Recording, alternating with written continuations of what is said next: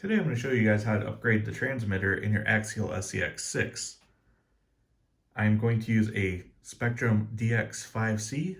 The Rugged would be real similar to that as well. First step is we need to remove the receiver box cover. It's the scale looking engine here. There's 2 screws in the back, 1 in the front. It's a 2mm driver to remove those. Then you can pull your cover off. Inside you'll find your receiver and speak control and everything. And what we're going to do is we need to first bind the transmitter to the factory receiver. This is luckily a 5-channel receiver, so we don't need to swap that out.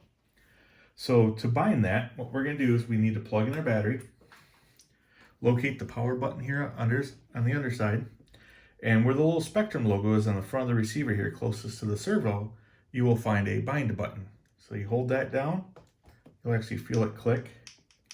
You can hear it there too. So hold that down, press the power button, you'll see the LED flash. On the controller, we're going to power that on.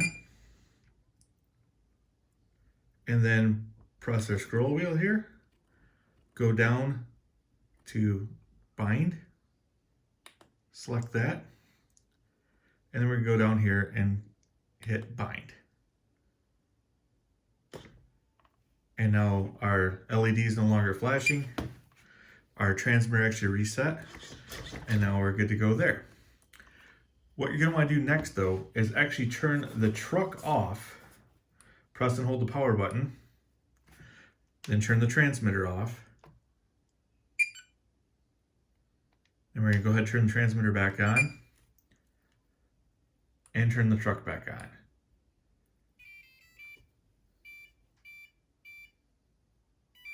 And the reason we do that is so we can reinitialize the speed control to the new transmitter settings. So we have steering, we have throttle. Now you notice the tires aren't spinning. We're gonna have to set our shift servo so that actually works, because right now it's in neutral, it's in the middle. I'll show you guys how to do that as well.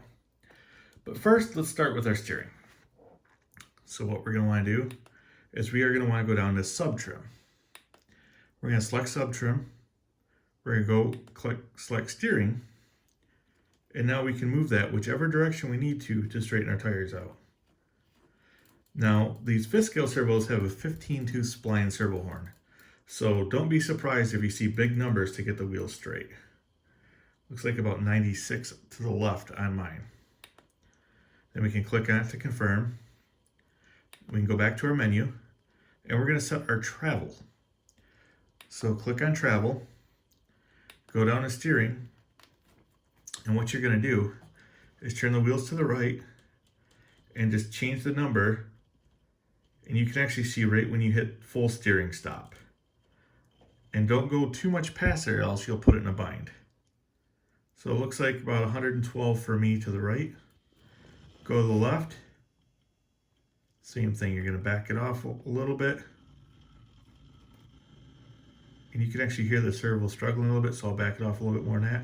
So it looks like 112, 118 is where mine wants to be. I bumped it to 119, so we can easily change that back.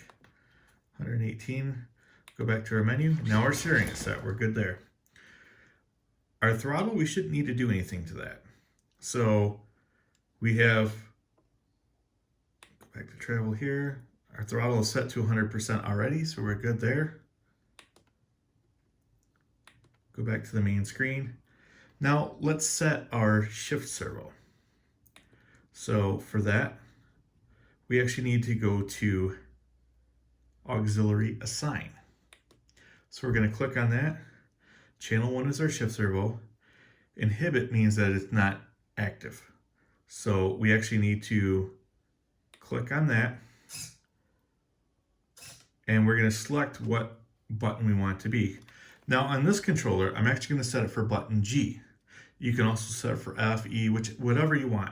G is a push button, F and E are a rocker button. I'm actually going to set it for G. So I just need to select G. Now, momentary, make sure it's on inhibit. If it's on active, then what it's going to do is it's going to be only when you press the button. And when you let go, it's going to go back. If you set it to inhibit, now it'll go to one position, it'll go to the other position. And you see now we're locked in. All right, so now that it knows what the shift servo is, now we need to set that up. So what we're going to do is we're actually going to go back up to travel. And in this case, we're actually going to set auxiliary. So what you're going to do now is you're actually going to look at the shift servo itself. And you can see when I move it, it moves the box location for, now we'll go back up to that one. So that's what you're actually adjusting. And you'll see the mount for the shift servo will actually flex, meaning that it's trying to push farther than it needs to. So what you're going to do is you're going to back that off.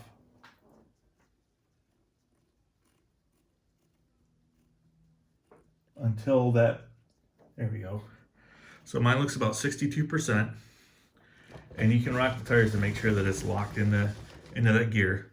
So 62% for that direction. Now I'm going to press the G button to move the servo the other direction. Rotate the wheels to make sure it's locked in. And I'm going to do the same thing. I'm going to back this off until all the flex is gone that mount, meaning that the servo is not trying to over travel. So that's pretty close to where my numbers are at. Yours may be different.